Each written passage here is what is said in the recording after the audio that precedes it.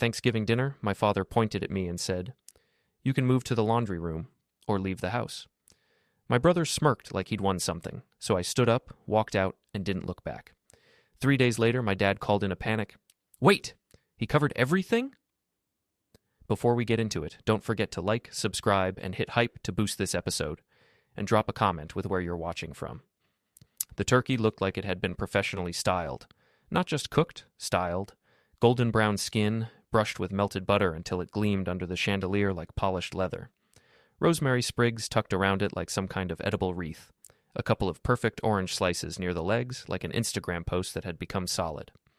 Mom hovered over it proudly, one hand on the back of Dad's chair, the other resting lightly on the table. "Well," she said, with that nervous little laugh she always used right before people judged something she made, "I think it turned out okay this year." "It looks amazing, Mom," I said, and I meant it. The table itself was a whole production. White lace tablecloth, carefully ironed. The good china, porcelain plates with the little blue flowers around the edge that we only saw 3 or 4 times a year. Crystal glasses that clinked with a different sound than normal cups, like they were too delicate for regular life. There were side dishes everywhere. The mashed potatoes with little pools of melted butter in the middle. The sweet potato casserole with the browned mini marshmallows on top, like sticky clouds. Green bean casserole with the crunchy onions. Cranberry sauce. The real kind, not the can-shaped wobbly cylinder Dad liked to joke about. Mom's stuffing, the kind that always smelled like my entire childhood at once. Thyme and celery and onion and bread and something I could never name. It should have been one of those movie Thanksgivings. It almost was. I sat in my usual seat. Always my usual seat. The chair closest to the kitchen door, slightly off to the side, not quite at the center of anything. Close enough to get up when someone said, "Can you grab the..." But far enough from the head of the table that no one would accidentally look to me for anything important. Dad at the head. Of course. Adam across from me. Of course. Jennifer next to him. Phone near her hand like a second set of fingers. Mom floating. The roles were so well rehearsed we didn't even have to think about them.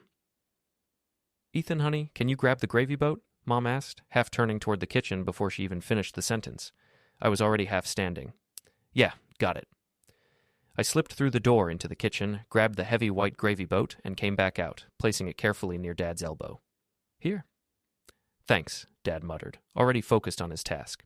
He held the electric knife like it was some kind of ceremonial weapon. When he flicked it on, the buzzing cut through the soft murmur of conversation. The blade vibrated as it sank into the turkey's skin, sending little flecks of juice onto the carving board. I sat down again and took a sip of water. "Bread, anyone?" Mom asked. "Yeah, toss me one," Adam said, without looking up from his phone. "Actually, Ethan can pass them." I reached for the basket automatically and held it toward him. He took 2. "These are a little hard this year," he said, squishing one between his fingers. "You overbaked them, Mom?" Mom's smile wobbled. "Well, the oven was full. I had to juggle a few things, but they should still be..." "They're fine," I cut in quickly. "Just put some butter on them." "It's okay," Mom said, forcing brightness back into her voice. "I'll make a different batch for Christmas." "You're too hard on yourself," I added. She gave me a grateful look, brief, quick, almost embarrassed. Adam shrugged. "I'm just saying. Constructive feedback, Mom?" "Mm-hmm," Dad hummed, more interested in whether the turkey slices were even. That was his holiday obsession. Symmetry.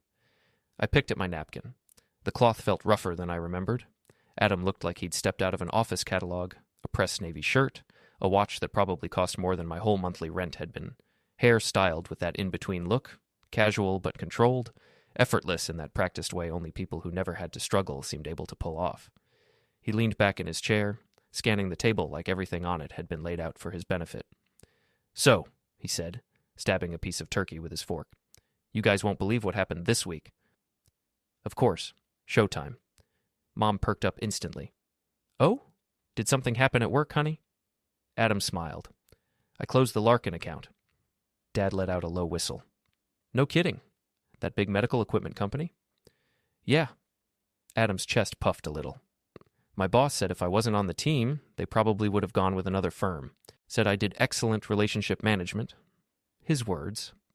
Mom clasped her hands like someone at church hearing a miracle. "Adam, that's wonderful. Oh, I'm so proud of you." Jennifer scrolled her phone with one hand and smiled with the other. "He's been working late all week," she said. "Barely sees me." "Right, babe?" Adam smirked. Gotta build that future, right? Dad nodded approvingly. That's what I like to hear. Getting ahead, not just coasting. I felt his eyes flick toward me for half a second, just long enough. I focused on my plate, slicing my turkey into smaller pieces. Invisible. Ethan, how's the job search going? Jennifer asked suddenly, eyes lifting from her phone in what I think was an attempt at politeness. She said it gently, not sarcastically. That almost made it worse. I swallowed. I'm not job searching. I still have my job, Jen. She blinked. Oh, right. The coding thing? I'm a junior developer, I said. I work remotely, remember? Oh, yeah. She offered a small laugh. Right, I forgot. All your computer stuff. Adam smirked. He's a hacker, he said, making little typing motions in the air. Right, Ethan? Breaking into the Pentagon from Mom's guest room? I rolled my eyes. That's not how anything works. Yet, Adam added, winking at Jennifer. Dad chuckled along like he'd heard the funniest joke of the night. I stabbed a piece of turkey a little too hard. Mom swooped in. Well, we're very lucky Ethan has a job he can do from anywhere, she said. It's been so helpful having him around the house. He helped me set up the online bill payment last week, and he fixed the TV. It needed to be on the right input, Mom, I said gently. That's not really... You know what I mean, she said, patting my hand. You're good with that stuff. Adam chewed, swallowed, and washed it down with a sip of wine. I'm just saying, he said lightly, at some point that anywhere should probably be somewhere that isn't your childhood bedroom. I froze for a second, then forced my shoulders to stay relaxed. Working on it, I said. Dinner rolled on in the way it always did. Dad complained about the neighbors letting their dog poop too close to our yard. Jennifer talked about a sale at Nordstrom and how she'd saved $70 by spending $200. Adam told a story about his boss praising him in a meeting. I floated along the edges of conversation, inserting myself only where necessary. That's great. Wow, nice. Yeah, that makes sense. I passed the salt when asked. I refilled water glasses without being told. Every time someone's plate emptied, my body moved before my brain did, collecting, stacking, carrying. At one point, as I came back from the kitchen with a fresh basket of bread, I caught my reflection in the glass doors of the china cabinet. I looked like hired help, carrying things, moving quietly, smiling when spoken to. I put the bread down and sat back in my seat. Ethan, Dad said suddenly. Something inside me stiffened. Yeah? I asked carefully. Sit down, he said, even though I already was. I want to talk to you. Mom's fork paused midway to her mouth. Adam immediately stopped pretending not to enjoy this. Jennifer put her phone face down on the table. I'm sitting, I said. What's up? Dad wiped his mouth with his napkin, folded it carefully, then set it down. It was his serious talk ritual. Seen it 1,000 times. He laced his fingers together on the table. You've been here 4 months now, he said slowly. 4.5, Adam added under his breath. Dad gave him a look, then continued. Your mother and I were happy to help when your building situation changed. I want to make that very clear. That's appreciated, I said. Seriously, I know it wasn't the plan. But, Dad cut in, his voice sharpening slightly, we're at a point where we need to think about what comes next. My stomach tightened, but I forced my voice to stay calm. I am thinking about what comes next, Dad. The rental market is... It's tough, I know, he said. I'm not saying you're not looking. I'm saying you're still here. Yes, I said slowly, because I can't magically manifest an affordable apartment out of thin air. Adam set down his fork, leaning forward. Dude, everyone's dealing with the same market. Not everyone has your income, Adam, I said, or your bonus, or your spouse's salary, or your... Okay, let's not fight, Mom said quickly. We're having a nice dinner. No, we're having a conversation, Dad said. We can't keep avoiding this. Mom's shoulders hunched slightly. She stared at her plate. I exhaled. What exactly are you saying?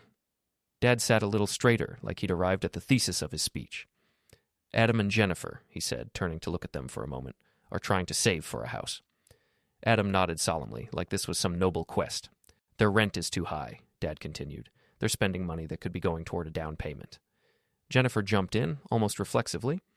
We're not complaining, she said. We're grateful for what we have. It's just tough right now. Adam nodded. We've been looking at places, and if we can really buckle down and save for the next year or two, we could actually be in a position to, you know." He gestured vaguely toward some imaginary house. "And?" I asked. "And," Dad said, "your mother and I have offered to let them move back in for a while." The words landed with a heavy thud in my chest. My fork slipped slightly against the plate with a sharp scrape.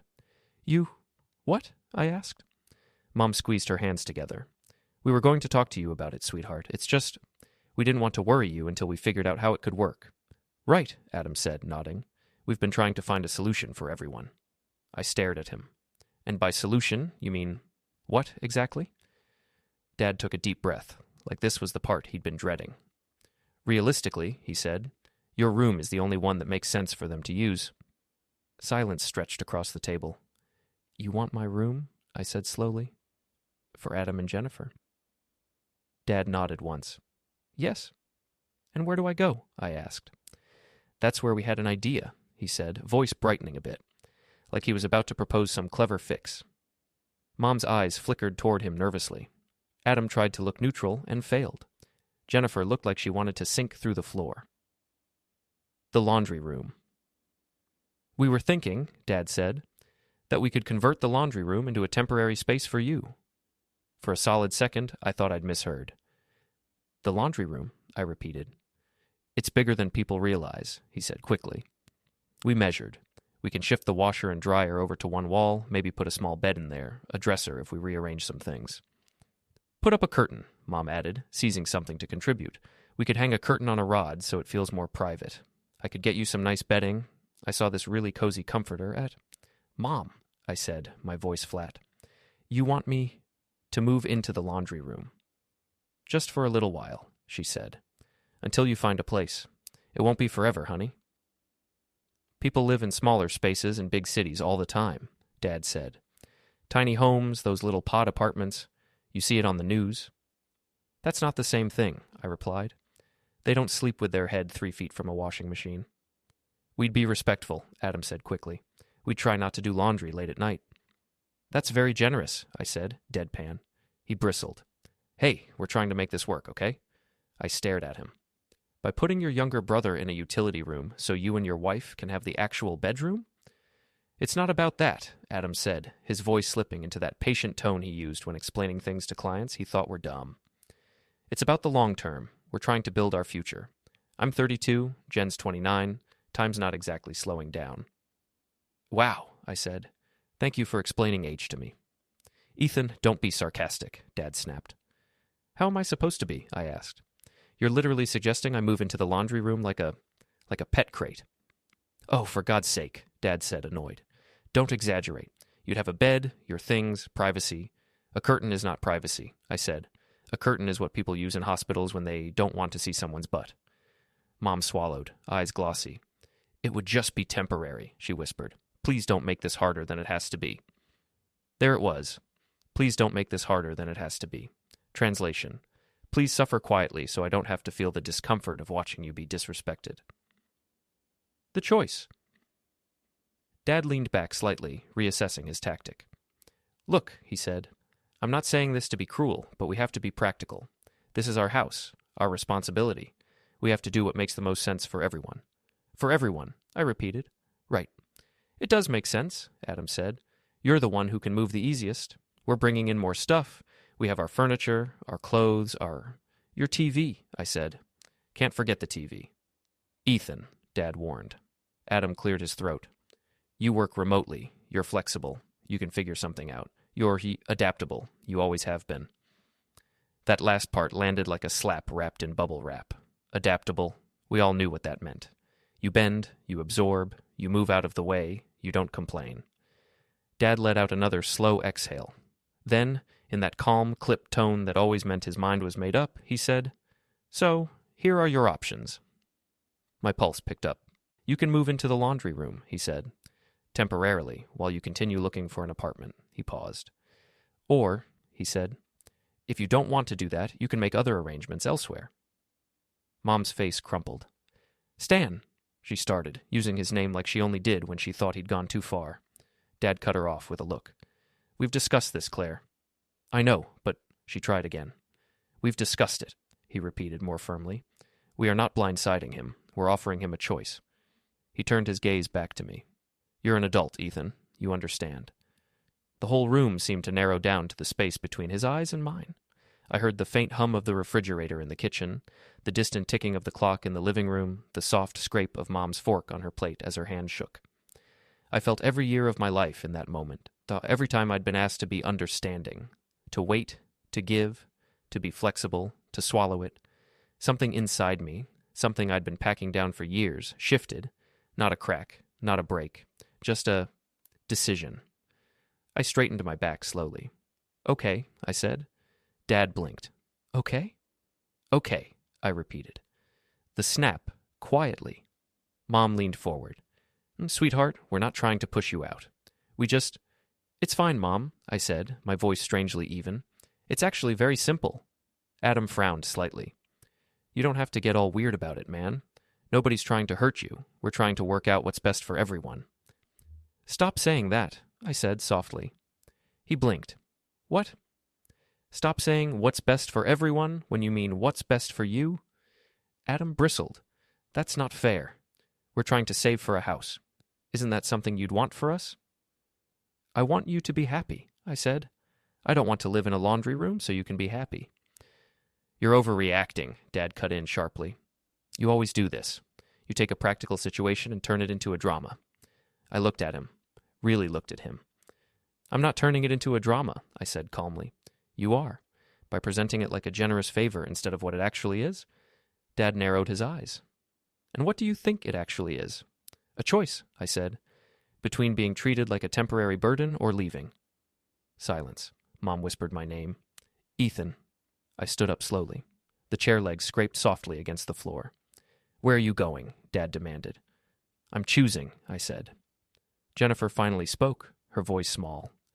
Maybe we should all slow down for a second. It's Thanksgiving and... Exactly, Dad snapped. And we're not going to have some big meltdown over a reasonable conversation. I looked at him, then at her, then at Adam. Reasonable, I repeated. Right. I picked up my napkin, folded it carefully, too carefully, and set it beside my plate. Thank you for dinner, Mom, I said, turning to her. The turkey was perfect, really. She shook her head, tears welling up. Please don't leave angry. I'm not angry, I said. Not right now. And it was true, I wasn't. I was done. The protests. Dad stood up, his chair scraping back sharply. You're not walking out in the middle of a family discussion? Yes, I said quietly. I am. You're being childish, he said. I looked at him, and something in my chest finally aligned. No, I said. I'm being very, very clear. Adam scoffed. Come on, Ethan. Don't be dramatic. You always make everything about you. I turned my head slowly toward him. You just orchestrated a plan to take my room and put me next to the detergent, I said. I'm pretty sure this one is about me. He rolled his eyes. It's not personal. It is to the person who has to sleep next to the dryer, I said. Jennifer winced quietly. Maybe we should have talked about this earlier, she murmured. Adam ignored her. Dad jabbed a finger toward my seat. Sit down. We're not done here. I am, I said. I'm done. You don't have anywhere to go, he said. Don't be stupid. That one stung for half a heartbeat, but then it didn't. I'll figure it out, I said. In this market? Adam laughed. Good luck with that. I smiled faintly. You'd be surprised what people can do when they're not being offered a mattress between a washing machine and a water heater. Mom reached out, grabbing my wrist. Please, sweetheart, just sleep on it. You don't have to decide tonight. I'm not deciding tonight, I said gently, covering her hand with mine. I'm just deciding not to humiliate myself for anyone's convenience. Her eyes filled. We're not trying to humiliate you. I know you're not, I said softly. You're trying not to rock the boat. She flinched, because that was true. Packing light. I stepped away from the table. Ethan, Dad barked. Don't you walk away from me. I paused at the doorway to the hall and looked back. This is your house, I said. You're right about that. You get to make the rules here. Exactly, he said. And I continued, get to decide if I want to live by them. He opened his mouth, then closed it again. Adam snorted. So what? You're just going to storm out to prove a point? No, I said. I'm going to leave, to protect myself. Adam leaned back, crossing his arms. You're unbelievable. I almost laughed. You told me I could move into a laundry room or get out. I'm doing the one thing you didn't think I'd do. His jaw clenched. Jennifer stared at her plate. Mom's napkin was shredded between her fingers. I went up the stairs. Each step felt oddly steady. In my room, I looked around at all the pieces of my life crammed back into childhood. The old posters, the packed shelves, the box of stuff from my last apartment still half unpacked because I'd never fully believed I was going to be here long. I pulled out my gym bag from the closet and started putting in only what I needed for tonight and tomorrow. Laptop, charger, headphones, a couple of t-shirts, socks, toothbrush, wallet, keys, phone charger. The essentials of leaving. My hands moved on autopilot, but my mind was weirdly quiet. No spinning, no panicking, just one clear thought. I'm not doing this anymore. When I came back downstairs, they were exactly where I'd left them. Dad standing, arms braced on the back of his chair. Mom sitting, shoulders shaking slightly. Adam with his arms crossed. Jennifer staring at her hands. I walked into the dining room with my gym bag slung over my shoulder. Mom looked up at once. Please don't go like this, she whispered. Please. It's Thanksgiving. We're family. I know, I said. Adam scoffed. So what's the plan, genius? Sleeping in your car? If I have to, I said. It'll still be more dignified than fighting for laundry schedules. That's not funny, Dad snapped. I'm not joking, I said. Dad shook his head. You're making a big mistake. Maybe, I said, but it'll be my mistake. Mom reached for me again. Just stay tonight. We can talk tomorrow. We can figure something out. You don't have to decide. I already did, I said gently. When Dad decided my options were be grateful for the laundry room or get out. This is the part where I accept the offer. Dad's face tightened. Don't twist my words. I don't have to, I said. They're still hanging over the table. Adam muttered, always the victim. I ignored him. I turned to Mom, cupping her shoulders carefully. None of this is your fault, I said. You tried to help me. You always do. She shook her head, tears spilling over. If I tried harder... You shouldn't have to negotiate for your son not to be treated like overflow storage, I said softly. That's not your job. She let out a broken little sound, somewhere between a laugh and a sob. I'll come by tomorrow for the rest of my stuff, I said. When everyone's out. I don't want to turn it into a spectacle. So this isn't a spectacle? Adam gestured at me with his fork. Walking out in the middle of Thanksgiving dinner like some martyr? It wasn't me who brought eviction papers to the table, I said. I'm just responding. Dad slammed his palm lightly on the table. Enough. You're not walking out that door like this. I met his eyes one last time. Watch me, I said quietly. He opened his mouth, but nothing came out. The ending, I stepped toward the front door, my hand closing around the familiar brass handle. For a second, I stopped, turned back. The turkey sat there, half-carved, losing its shine. Steam still drifted from the mashed potatoes. The cranberry sauce gleamed in the cut glass bowl. The good china waited with its little blue flowers, the picture of the perfect holiday. Dad's jaw was clenched. Mom's eyes were red. Adam's smirk had completely vanished, replaced by something else. Something tight, sour. Like this was not how he'd imagined the evening going. Jennifer looked heartbroken and guilty in a way I almost felt bad for. Almost. I swallowed. Thank you for dinner, I said to Mom, my voice steady. The turkey really was perfect. You did everything right. She covered her mouth again, shoulders shaking. I looked at the table one last time, the whole staged happiness of it. Then I said, Happy Thanksgiving. And I opened the door. Cold November air rushed in, sharp and clean. I stepped through it, gym bag over my shoulder. And without looking back, not at the turkey, not at the table, not at the man who thought the laundry room was a generous offer, I pulled the door closed behind me and walked away. My hands shook as I drove away from the house. Not from anger, at least not just anger, from adrenaline, from the sheer disbelief at what had just happened, from the liberating terror of not knowing where I was going to sleep that night. I pulled into a gas station parking lot and sat there for a moment, engine running, heat blasting, trying to catch my breath. My phone buzzed. Mom. Ethan, please come back. We can talk about this. Then Adam. Seriously? You're really going to throw a tantrum over this? Then Dad. You're being childish. Come home and we'll discuss this like adults. I turned off my phone. The motel I found was one of those places that charged by the week and didn't ask questions. The Budget Inn, with its flickering neon sign and parking lot that smelled like old cigarettes and defeat. The room was small, a bed, a TV bolted to the dresser, a bathroom with tiles that had probably been white sometime in the 1980s, but it was mine, and nobody could tell me I needed to move to the laundry room. I sat on the edge of the bed and allowed myself exactly 5 minutes to feel sorry for myself. 5 minutes to acknowledge that my own father had just told me I was worth less than a washer and dryer. 5 minutes to admit that it hurt.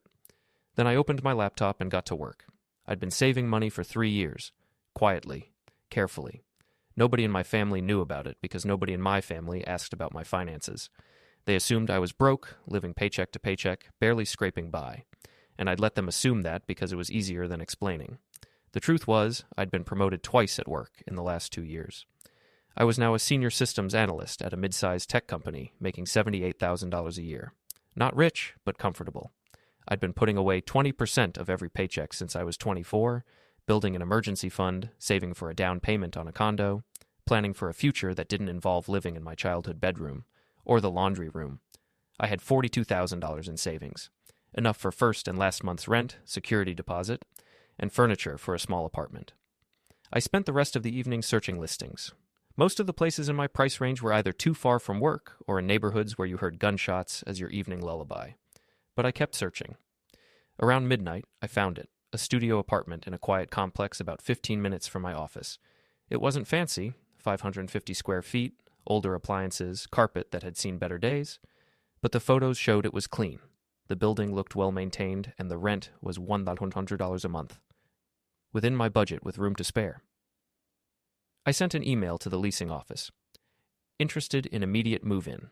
Available to view tomorrow, can provide references and financial documents. Then I finally let myself cry. Just for a minute. Just enough to release the pressure that had been building in my chest since Dad's announcement at dinner. The next morning, I woke up to a response from the leasing office. The apartment was available for viewing at 10 a.m. I put on my best interview clothes, the navy suit I wore for client presentations, the shoes I kept polished, the watch Grandpa had given me before he died. I wanted to look like someone who had their life together, even if I was currently living in a motel that charged $39 a night. The leasing agent was a woman in her 50s named Carol, who had kind eyes and didn't ask too many questions about why I needed to move in immediately. "Work relocation?" she asked as we walked through the apartment. "Something like that," I said. The apartment was even better in person. Small, yes, but the light coming through the windows was beautiful. The kitchen had enough counter space for someone who actually cooked. The bathroom had a shower with good water pressure. I'd checked. There was even a small balcony overlooking a courtyard with actual trees. "I'll take it," I said. Carol smiled. "Don't you want to think about it?" "No, I'll take it. I can sign the lease today, transfer the deposit right now if you have the account information." 2 hours later, I had keys to my own apartment. My first apartment that I'd found on my own, signed for on my own, paid for with money I'd earned and saved on my own. I went to IKEA and bought a bed, a small couch, a table with 2 chairs, and some basic kitchen supplies. Everything flat-packed and simple, but mine. I paid for same-day delivery and assembly because I was done sleeping in motel beds. By 6 p.m., I was sitting on my new couch in my new apartment, eating pizza from a box and feeling more at peace than I had in months. My phone had been blowing up all day. I'd turned it back on just to see. 23 missed calls, 37 text messages, most from Mom, some from Dad, a few from Adam that ranged from annoyed to genuinely confused. "Mom, please tell us where you are."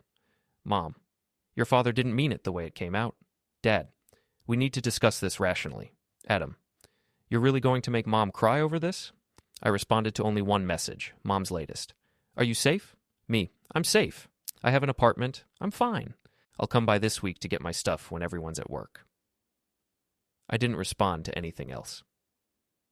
The next morning, I got to work at 7:30 a.m., the earliest I'd been on time in months.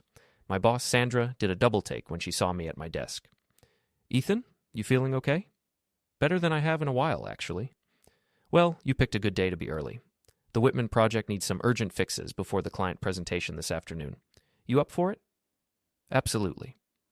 I buried myself in work. Code, debugging, system architecture. It all made sense in a way that family dynamics never had.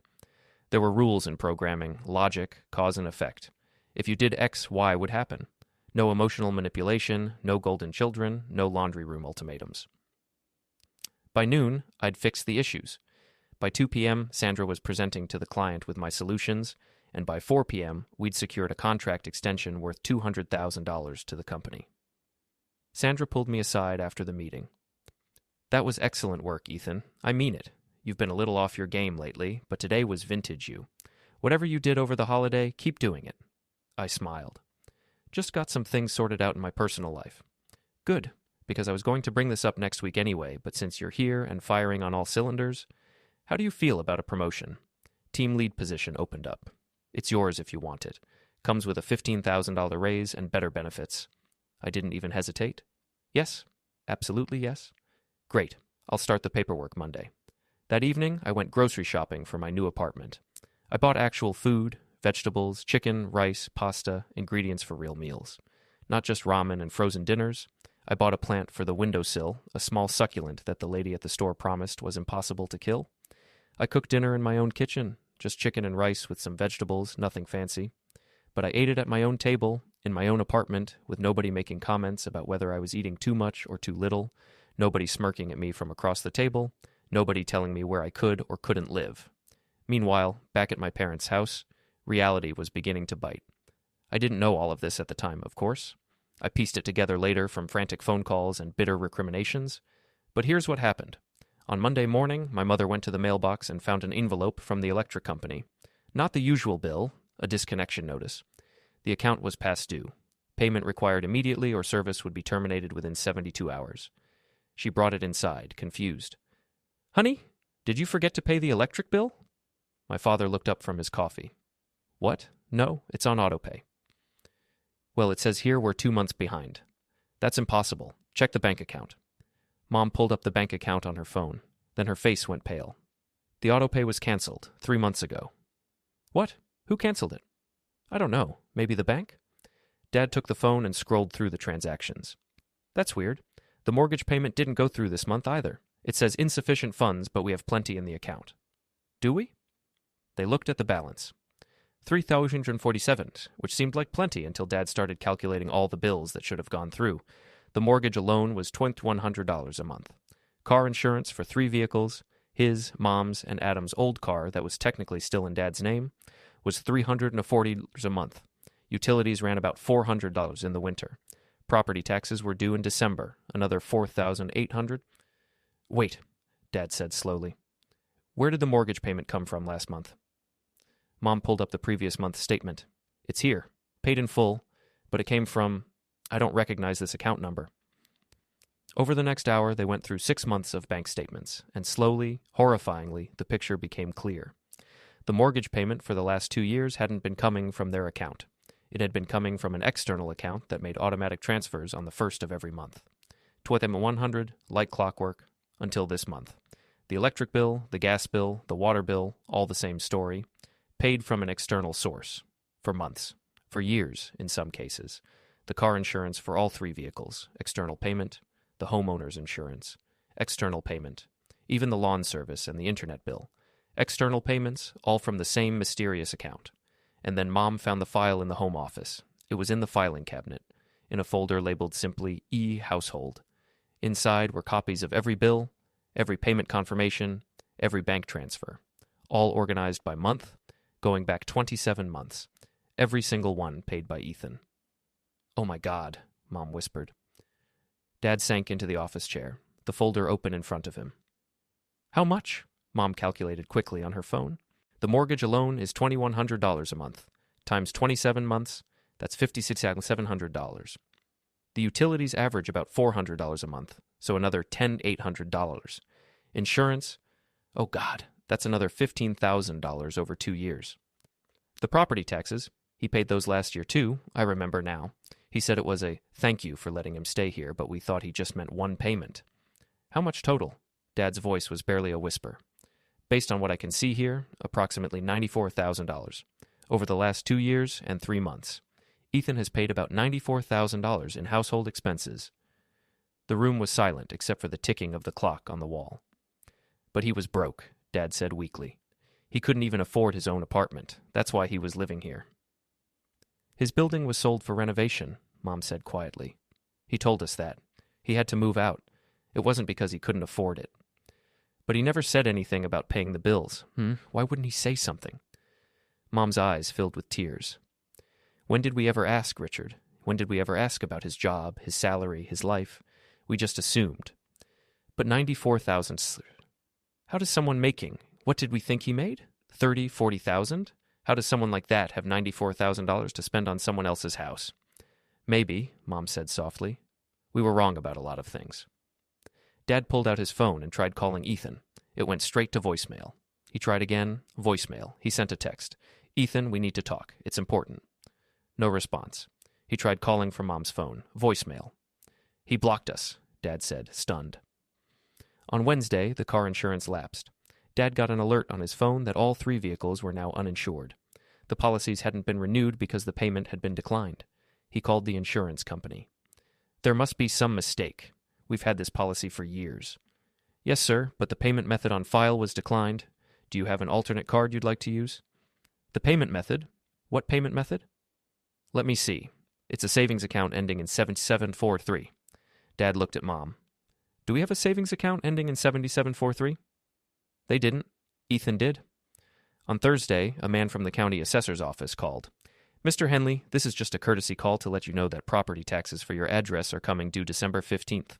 We noticed the payment arrangement that's been in place for the last couple of years was canceled, so you'll need to make alternative arrangements for the $4,800 payment. Payment arrangement? Yes, sir. Someone set up an automatic payment from their personal account to cover your property taxes. Worked great for 2 years, but it was canceled last week, so you'll need to pay directly this year. Dad hung up the phone and put his head in his hands. On Friday, Adam came by to check out his new room, my old room, and found Mom crying at the kitchen table with a pile of bills spread out in front of her. Mom? What's wrong? Your brother, she said. Ethan. He's been paying for everything. The mortgage, the utilities, the insurance, everything. And we told him to move to the laundry room or leave, and now he's gone, and all the payments stopped, and we owe $7,000 in bills that we thought were paid, and your father's retirement money is almost gone because we thought the bills were being handled, but they weren't. They were being paid by Ethan, and now... Wait, Adam said. What? Dad emerged from the home office holding the folder. His face was gray. Your brother has been paying approximately $3,500 a month in household expenses for over 2 years. We didn't know. We thought he was barely getting by. We thought we were doing him a favor letting him live here. Adam's smirk from Thanksgiving dinner had long since vanished. That's impossible. Ethan doesn't have that kind of money. Apparently, Dad said coldly, Ethan has exactly that kind of money, and he was spending it on us. On this house. On your car insurance, by the way. That old Honda you keep in our driveway.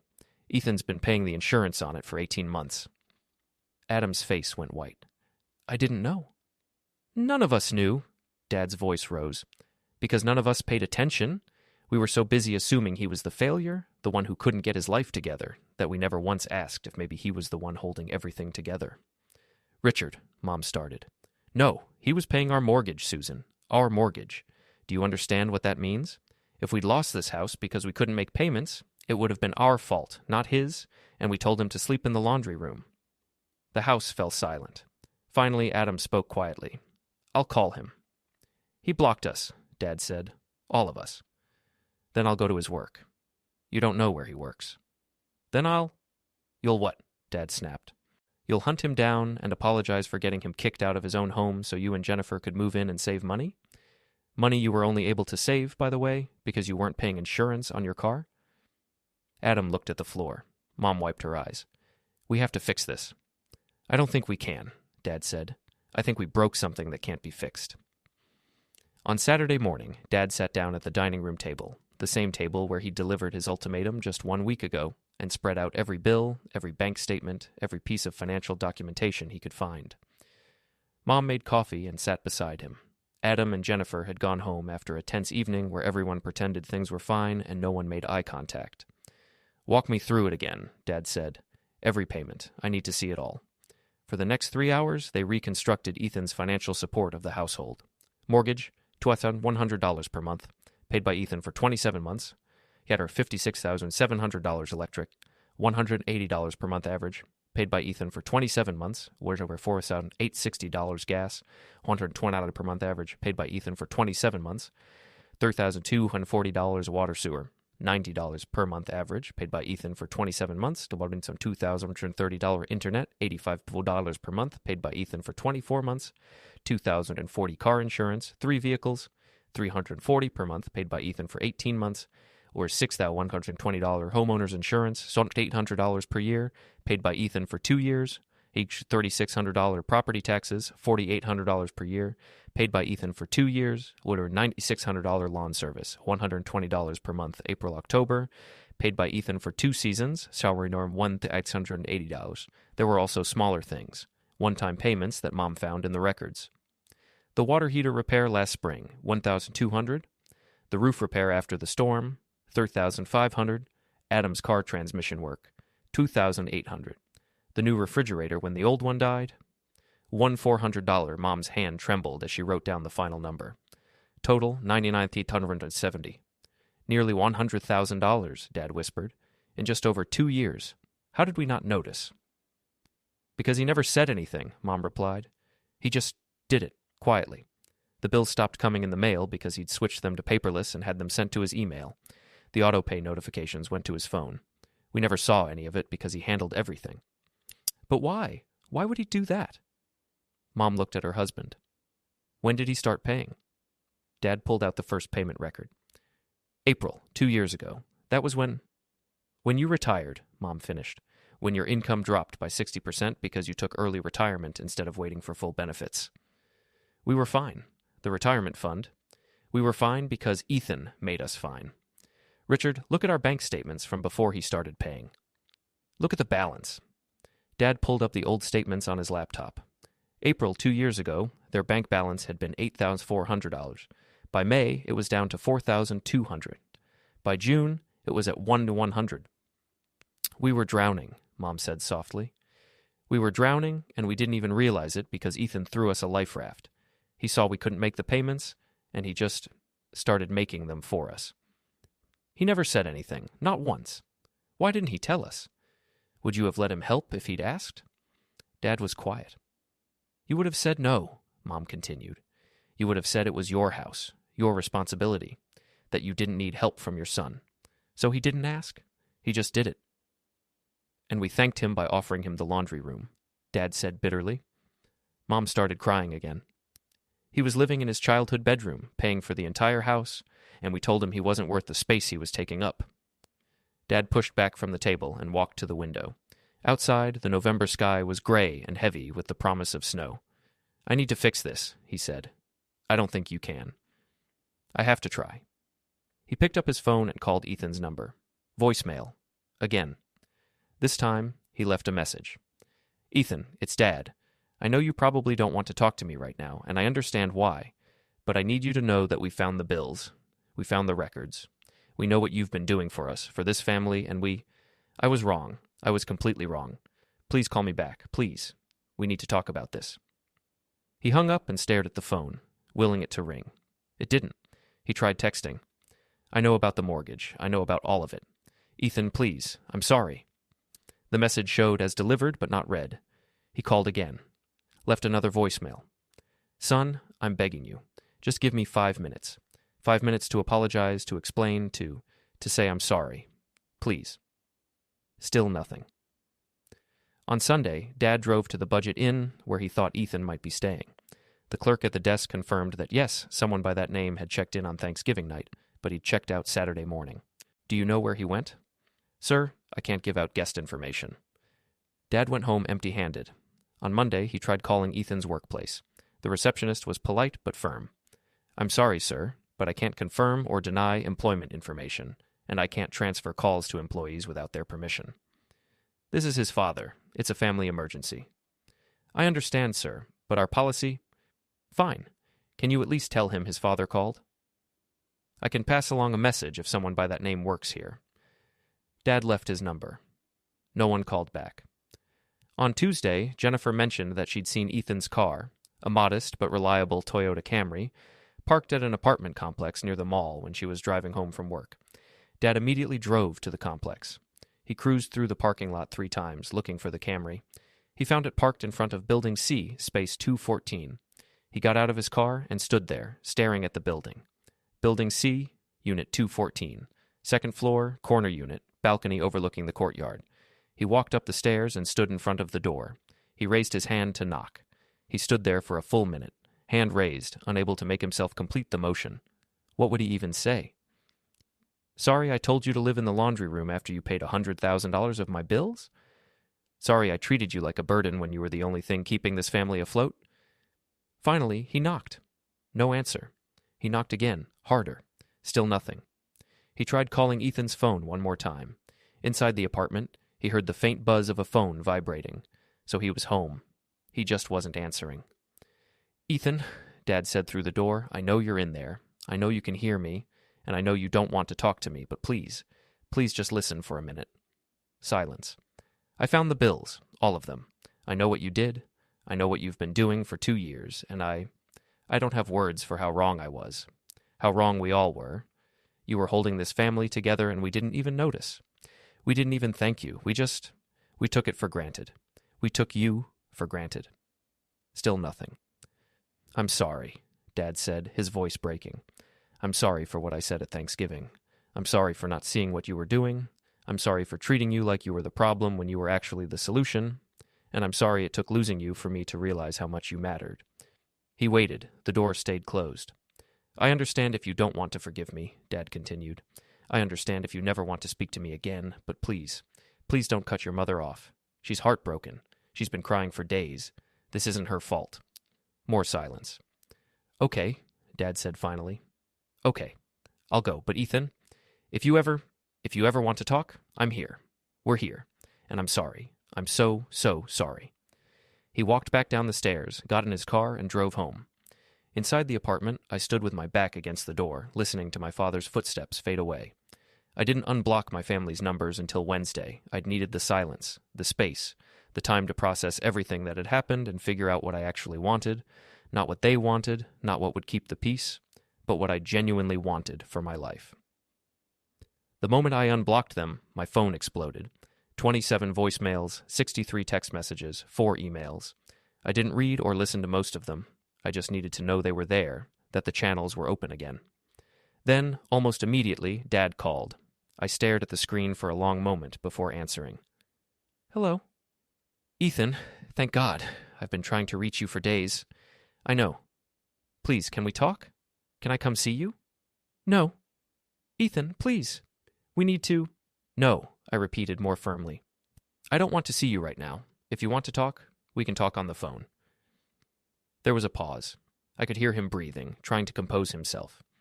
Okay, he said finally. Okay, phone is fine. Thank you for even answering. I sat down on my couch, looking out at the courtyard through my balcony window. I got your voicemails. I know you found the bills. Ethan, why didn't you tell us? Why didn't you say anything? Because you wouldn't have accepted help if I'd offered it directly. You would have been too proud, and Mom would have felt guilty. This way was easier. Easier? His voice rose slightly. Son, you paid nearly $100,000 of our expenses. That's not easy. That's sacrificing your own future for us. It wasn't a sacrifice, I said calmly. I had the money. You needed help. It was the logical thing to do. But we didn't know. We treated you like... He stopped, his voice choking up. We treated you like you were a burden when you were the only reason we still had a house. Yeah, I said quietly. You did? The silence stretched between us. I'm sorry, Dad said finally. I know that's not enough. I know saying sorry doesn't fix what I did, what I said to you in front of everyone. But I need you to know that I mean it. I was wrong. Completely, devastatingly wrong. You were. Can you forgive me? I thought about that question. Really thought about it. I don't know, I said honestly. Maybe eventually, but not right now. Right now I'm still angry and hurt, and I need time to work through that. I understand. How much time? I don't know, as much as I need. Can we at least pay you back the money you spent on the house? I almost laughed. With what, Dad? Your retirement account is almost empty. You took early retirement and spent the last 2 years living like you still had a full income because I was subsidizing your lifestyle. You can't pay me back because you don't have anything to pay me back with. Then let me work. I'll go back to work. Dad, you're 63. Who's going to hire you? I'll find something. I'll do whatever it takes. No, I said firmly. You're not going back to work. You're not ruining your retirement because of this. But I owe you. You don't owe me anything. I chose to help. That was my decision. You don't get to take that away from me by turning it into a debt. Another long silence. I don't understand you, Dad said finally. I don't understand how you can be so calm about this, how you're not screaming at me right now. What good would screaming do? Would it change what happened? Would it make you understand any faster why what you did hurt me? No, I suppose not. Besides, I continued, I'm not calm. I'm furious. I'm hurt. I feel betrayed and disrespected and invisible. But I've had a week to process those feelings without you trying to fix it or explain it away or make excuses, so now I can talk about it without screaming. That's very mature of you. It's not maturity, Dad. It's self-preservation. If I'd talked to you last week, I would have said things I couldn't take back. And now? Now I can tell you the truth without destroying what's left of our relationship. What truth? I took a breath. The truth is that you've always treated Adam like he was the successful one, the golden child, the son you were proud of. And you treated me like I was the disappointment, the one who didn't quite measure up. I worked twice as hard for half the recognition, and I told myself it didn't matter because I knew my own worth. Ethan, I never meant... Let me finish, I said. When you told me to move to the laundry room or leave, you confirmed every fear I'd ever had about my place in this family. You literally told me I was worth less than storage space, that Adam's comfort was more important than my dignity. And you did it in front of everyone, at Thanksgiving dinner, like it was just a casual decision. I didn't think... No, you didn't. You didn't think about how it would make me feel. You didn't think about what I'd been doing for the family. You didn't think about me at all. You just thought about what was convenient for you and Adam. Dad was crying now. I could hear it in his breathing. You're right, he said. You're absolutely right. And I don't know how to fix it. You can't fix it, I said. Not today, not with one conversation, maybe not ever. But if you want to try, here's what needs to happen. Anything. First, stop treating Adam like he can do no wrong. He orchestrated that whole thing at Thanksgiving. He wanted my room, and he found a way to get it by making you think it was reasonable. He manipulated you, and you let him. I know, I've already talked to him about it. Second, figure out your finances. Actually figure them out. Make a budget, cut expenses, do whatever you need to do to live within your means, because I'm not paying the bills anymore. I understand. Third, give me space. Don't show up at my apartment. Don't call me every day. Don't try to force reconciliation before I'm ready. When I'm ready to talk more, I'll reach out. Okay, yes, whatever you need. And fourth, I paused, making sure I wanted to say this next part. Tell Mom I love her, and this isn't her fault, and I'll call her when I'm ready. But I need her to stop sending me crying voicemails because they just make me feel guilty, and I don't want to feel guilty for setting boundaries. I'll tell her, Ethan, can I ask you one more thing? What? Are you okay? Really okay? You have a place to live, enough money, everything you need? Despite everything, I smiled. Yeah, Dad, I'm okay. Actually, I'm better than okay. I got promoted last week. I have my own apartment. I'm sleeping better than I have in months. I'm doing fine. That's good. I'm glad. I'm really glad. Me too. I love you, son. I know I'm terrible at showing it, but I do. I know, I said. I love you too, even when I'm angry at you. That's fair. We said goodbye, and I hung up. I felt lighter somehow. Not healed. It would take a lot more than one conversation to heal this wound. But lighter, like I'd been carrying a weight I didn't know was there, and finally setting it down. My phone rang again almost immediately. Mom this time, I answered. Hi, Mom? Oh, Ethan. She was crying, but they were different tears than before. Relieved tears. Your father said you talked. Thank you. Thank you for giving him a chance. I'm still angry, Mom. I know, you have every right to be, but I'm just so grateful you're talking to us at all. Dad said you've been upset. I'm sorry about that. Don't you dare apologize, she said fiercely. This is not your fault. Not any of it. We treated you horribly, and you have nothing to apologize for. I still don't like knowing you're hurting. I'll be fine. I just need to know you're okay. I'm okay, really. I have a nice apartment, work is going well, I'm eating actual vegetables, I'm good. She laughed through her tears. Vegetables? That's how I know you're really okay. We talked for a few more minutes. Nothing heavy, just small talk about her garden, about the weather, about the new coffee shop that opened near her house. Normal mom and son conversation. Before we hung up, she said, "Ethan, I'm proud of you. I should have said that more often, but I am. You're an incredible person, and I'm so lucky to be your mother." "Thanks, Mom. That means a lot." After we hung up, I made myself dinner. Stir-fry with actual fresh vegetables and chicken I'd marinated myself. I ate it at my little IKEA table, watching the sunset through my balcony window, and felt genuinely content. My phone buzzed. A text from Adam. "Can we talk?" I stared at it for a long moment, then typed, "Not yet. Maybe in a few weeks. I need more time." His response came immediately. "I understand. I'm sorry for all of it." I didn't respond to that. He'd have to sit with the apology for a while, just like I was sitting with everything else. 3 weeks later, I was in my apartment on a Saturday afternoon, assembling a new bookshelf I'd bought, when someone knocked on my door. I looked through the peephole and was surprised to see Adam standing there, holding a cardboard box. I opened the door but didn't invite him in. I said I needed more time. "I know," Adam said quickly.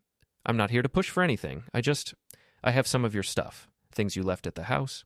Mom packed them up, but she was afraid to bring them herself because she thought you'd feel ambushed, so I volunteered." I looked at the box. "You drove all the way here just to deliver a box?" And to say I'm sorry, really sorry. Not the text message sorry, but actual face-to-face sorry. He shifted his weight nervously. "Can I come in, just for 5 minutes?" I considered, then stepped back and let him in. He set the box down on my counter and looked around. "Nice place. Small, but nice." "It's perfect for me." "Yeah, I can see that." He shoved his hands in his pockets. "Look, I know you said you needed time, and I'm not trying to rush you, but I had to tell you that I'm the one who suggested the laundry room thing to Dad." "I know. You do?" "Adam, you're not as subtle as you think you are. You wanted my room, you saw an opportunity to make it happen, and you took it." He looked at the floor. "Yeah, that's exactly what I did. And I didn't think about what it would mean to you. I didn't think about anything except what I wanted. That's always been your problem. I know. Jennifer's been on my case about it for weeks. She said what I did was cruel, and she was right. It was cruel." I leaned against my kitchen counter. "Why did you do it? What did I ever do to you that made you want to humiliate me like that?" Adam was quiet for a long moment. "Nothing. You never did anything. That's the problem." "What?" "You were always the responsible one. The smart one. The one who had his shit together. And everyone acted like I was the golden child, but I always knew you were better than me, more capable, more disciplined, more everything, and I hated it. So you punished me for being responsible. I punished you for making me look bad by comparison, which I know is insane and terrible and not your fault at all. But that's the truth." I didn't know what to say to that. "When I found out about the money," Adam continued, "about how much you'd been paying, about how you literally kept the house from foreclosure while I was mooching off Mom and Dad, I felt sick, like physically sick, because it proved what I'd always suspected, that you were the better son, and I was just coasting on favoritism." "Adam, I'm not telling you this to make you feel sorry for me," he said quickly. "I'm telling you because you deserve to know why I did what I did, and because I want you to know that I'm working on it, on being less of a selfish asshole, on being someone worthy of having a brother like you. Thank you for saying that. I don't expect you to forgive me. Not today, maybe not ever. But I needed you to know that I see what I did, and I'm sorry. Truly, deeply sorry." We stood in awkward silence for a moment. Then I said, "You want to know something funny? I never thought of us as being in competition. I just thought we were different people who were good at different things." "Really?" "Really. You're charismatic. People like you. You can walk into a room and make friends in 5 minutes. I've never been able to do that, so I focused on what I was good at. Working hard, being reliable, planning ahead. I didn't think it made me better than you, just different." Adam looked like he might cry. "I wasted so much time being jealous of you." "Yeah, you did, but you can stop now." "Can I?" He looked at me hopefully. Can we start over? Not pretend the past didn't happen, but actually start building something better?" I thought about it. Really thought about it. "Maybe," I said finally. "But it's going to take time, a lot of time, and you're going to have to prove that you've actually changed, not just said the right words. I can do that. I will do that."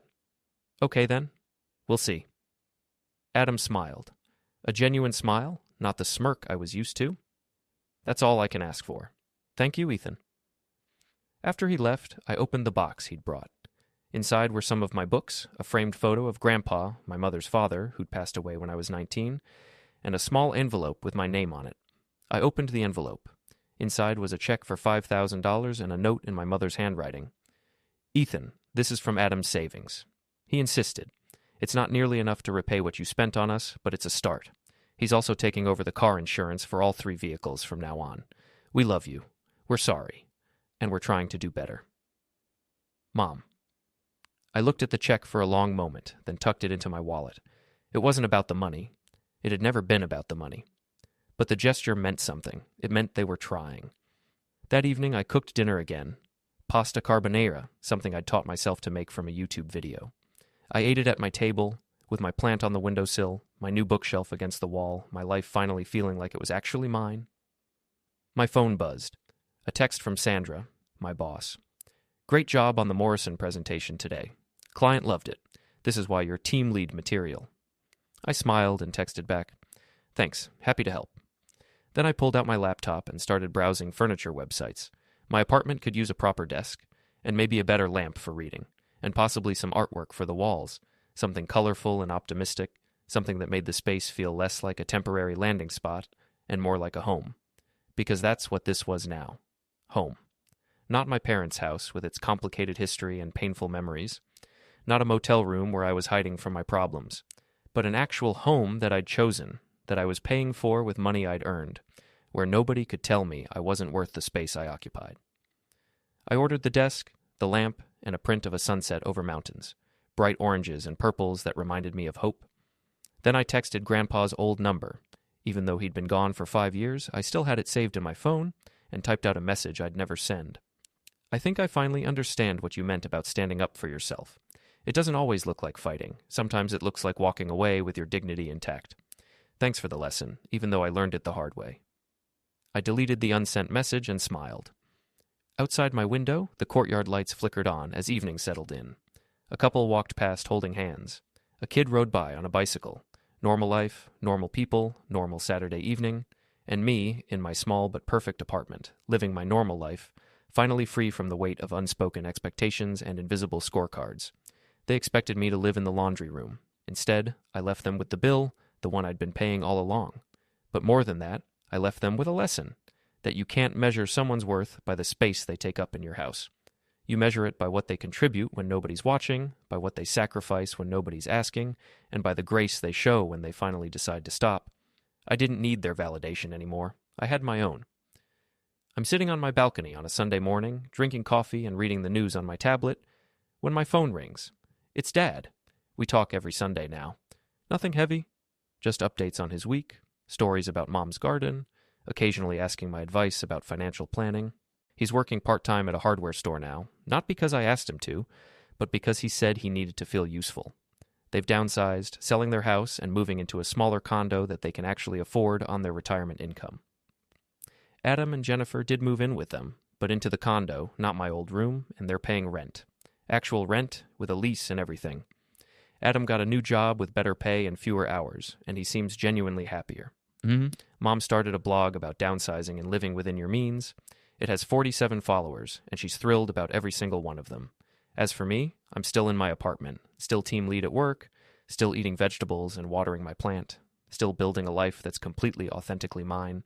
And sometimes, on Sunday mornings like this one, I sit on my balcony and think about Thanksgiving dinner 6 months ago, the moment everything changed. I don't regret walking out, not for a second, because sometimes the bravest thing you can do is choose yourself, even when the people you love expect you to choose them instead. They expected me to live in the laundry room. I chose to live free instead, and that made all the difference.